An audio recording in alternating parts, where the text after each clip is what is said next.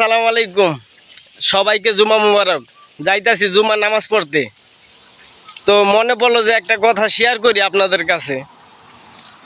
আজকে একটা পোস্ট দেখলাম যে এক বন্ধু আরেক বন্ধুরে টাকা হাওলাত দিছে। তো টাকা পরিশোধ করতে না পারার কারণে ওই বন্ধু কি করছে, বন্ধুর বউরে নিয়ে ওই বন্ধুর বাসায় চলে গেছে গা। তো এখন আমার কথা হইলো, তুমি টাকা হাওলাত দিছো বন্ধুরে, বন্ধুর বউরে তো টাকা হাওলাত দেও নাই। এখন বন্ধু টাকা পরিশোধ করতে পারে নাই, তো সেই জায়গায় তুমি বন্ধুরে একটা শিক্ষা দিতে পারো যে তুই টাকা হাওলাত নিছিস, টাকা দিলি না। তো বন্ধুর বউরে নেওয়ার দরকারটা কি? বন্ধুর বউরে নিয়ে তুমি কি পাইবা? বন্ধুর বই তো আছে জ্বালায়, বন্ধুই আছে জ্বালায় বন্ধুর বউরে লেয়া। এখন তুমি আবার সেই জ্বালাটা আবার তোমার কান্দে নিয়ে নিলা। এখন তো তুমি বন্ধুর বউরে তো তুমি নিয়ে গেলা, ভালো কথা। এখন এই বন্ধুর বউরে নিয়ে তো তুমি টাকা তো নিতে পারতেছো না।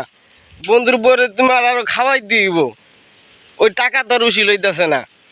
এমন না যে বন্ধুর বউ গরু গরু ছাগল হাঁস মুরগি যে এদেরকে বাজারে বিক্রি করে ওই টাকা উশিল করবা, তা তো না। এটা তো ওই হাঁস মুরগি গরু ছাগল না যে তাদেরকে বাজারে বিক্রি করে ওই টাকা পরিশোধ করা যাইব। তুমি তারে নিয়ে কি করতে হবে? খাওয়াই দিব, কাপড় চুপড় দিতে হইব।